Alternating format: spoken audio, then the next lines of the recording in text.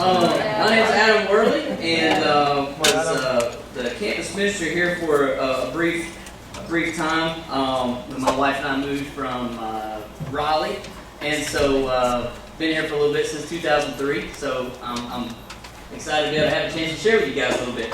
All right, so let's go ahead and turn over to a couple Old Testament scriptures, Ezekiel 28 and Isaiah 14. All right. This morning, I want to talk about something that, well, it's actually two things. One thing that God considers so disgusting, all right, something that is just absolutely revolting to Him. And then the other, which is a quality that is very misunderstood. There's a misconception about it. It's underemphasized, yet it's so extraordinary and Christ-like. It's kind of phenomenal that we haven't talked about it more, in my mind. Okay? But anyways, I'm the kind of guy where I'm not a real smart guy. I'm just not a smart guy, right? And so this whole Christianity thing sometimes puzzles me, right? And I can start getting in there and I can start thinking, I gotta figure this out, and I just get confused. And I'm like, you know what? I gotta make it simple for myself, right? And so I try to make things very fundamental for me, right? I'm a middle school teacher, I teach math, and so I'm always having to break things down to very simple, right? Kids hate fractions. I try to make fractions as easy as possible. Just simplify, right? So I'm just trying to simplify this morning, all right? All right. So anyways, first thing I'm going to talk about is something that's been around since the very beginning, all right? And in order to be able to understand it, we have to understand Satan a little bit, because he's been around for a very long time also, since the very beginning, right? So we're going to look at a couple of scriptures here that are really prophecies about a man, prophecies about a king, but they also have a double meaning that are prophecies about Satan, all right? You guys ever heard the word Lucifer? Yeah. Right? Okay, so who's Lucifer? All right, you know this. I was studying this out and just kind of blew me away. The word Lucifer is actually not even a name. It's actually like a verb to bring forth light. Okay? And it's only in one English translation of all the Bibles that we have, and it's only in there one time. That's pretty cool. It's in the King James Version one time out of all the English translations of the Bible. Lucifer, meaning the bringer forth of light, or the morning star, or you can go into all the different translations and stuff. Basically, that was kind of who Satan was, right?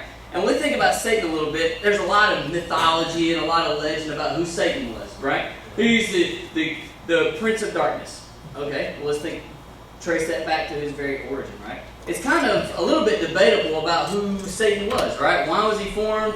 Whatever it was. Well, let's just look at some of this, and I think this may give us a little bit of a taste so that we can understand what I'm talking about, all right? Real quick, let's go through Ezekiel 28. We'll start in verse 12. This is what the sovereign Lord says. You were the model of perfection, full of wisdom and perfect in beauty. You were in Eden, the garden of God.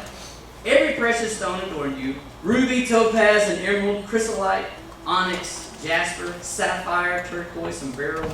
Your settings and mountings were made of gold. On the day you were created, they were prepared.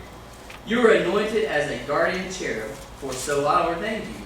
You were on the holy mount of God. You walked among the fiery stones.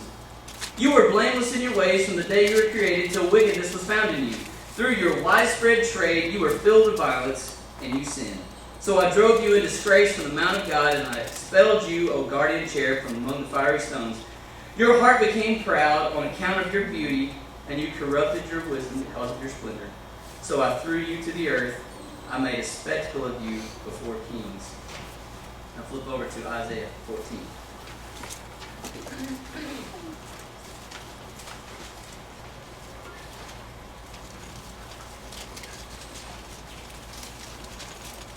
Start in verse 12.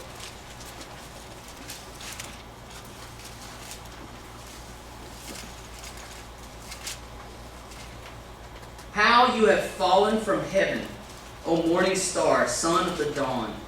You have been cast down to the earth, you who once lay below the nations. You said in your heart, I will ascend to heaven, I will raise my throne above the stars of God. I will sit enthroned on the mount of the assembly, on the utmost heights of the sacred mountain. I will ascend above the tops of the clouds. I will make myself like the Most High. But you are brought down to the grave, to the depths of the pit. I'm going to be talking about pride and humility this morning. All right? And if you look at Satan in his very beginnings, in Ezekiel it says, your heart became proud on account of your beauty. You corrupted your wisdom because of your splendor. And in Isaiah it says, you said in your heart, I will ascend to heaven. I will raise my throne above the stars of God. Alright, so we don't see anything here about how Jesus is like the prince of all the angels. We don't see any of those things. We do see that he was created as a celestial entity by God as a cherubim, right? As a guardian cherubim, right? And you can see one of these, if you go all the way back to Adam and Eve, you can see, that there was a serpent. Satan kind of took the form of a serpent, and he was in the Garden of Eden, right? But also, after Adam and Eve had sinned, a real cherubim came down and guarded the entrance for the Garden of Eden, right? So if you look at those two words, you can see that that's probably Satan's original purpose, was to be a guardian somehow, to be used by God to be a protector of something, right? So that's kind of his main purpose right there. But what happened was, he kind of looked at himself in the mirror. You know what I mean?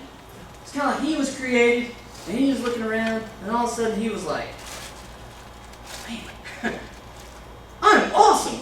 Dude, check this out, right? I can do anything.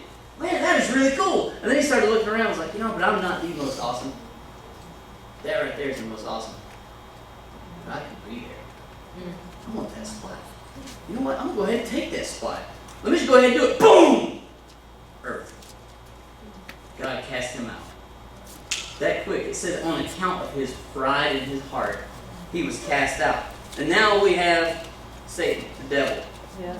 But what was it in his heart? Was it murder, immorality? What was it in his heart that led him out? It was pride. The very basis for all these other things. And so the reason I'm talking about this is because I like to make things simple. You ever been in that spot in life where you just kind of go in circles over and over and over? There's this one thing that's like plaguing you and you can't figure out, why is it that I'm still going in this cycle over and over and over? I've found myself like that several times. Several times in my past. Where I'm just like, my goodness, several times yesterday, whatever it is, I feel like I'm continually sometimes trying to fix this thing I can't fix. You know what I mean? Right. And so back in college, I remember doing a very in-depth study for a long time just about pride and how to recognize that in my own life and how that it is the basis for all these other sins. How everything can be traced back to pride. Yeah. So let's look at, here's the definition of pride. A high or inordinate opinion of one's own dignity, importance, merit, superiority, whether as cherished in the mind or as displayed in varying conduct. Arrogance.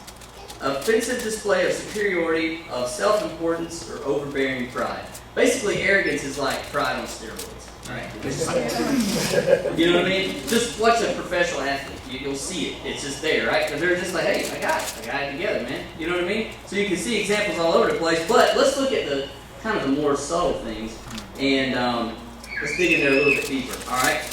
If you look at the word pride, proud, arrogance, or haughty, if you combine all those words, they're in the Bible 183 times. All right, 183 times. Just those words. That's not even stubbornness or rebellion or stiff-necked. Just those two words there, right?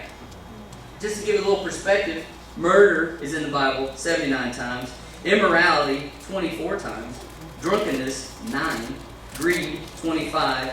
Idolatry, 11. Witchcraft, 6. Adultery, 46. So pride and arrogance is something that's like mentioned a lot. And basically, if you round it all out, just make it simple, it's basically in every single book of the Bible about 4 times. There are only a handful of books that don't have any mention of pride or arrogance. But out of all the 66 books in the Bible, if you're just rounded out, it's talked about 4 times in it, out of every book. All right? That's a consistent method, a consistent theme that goes throughout the Bible. And that's something that we need to start investigating. We're not alone, folks. Here you go. Check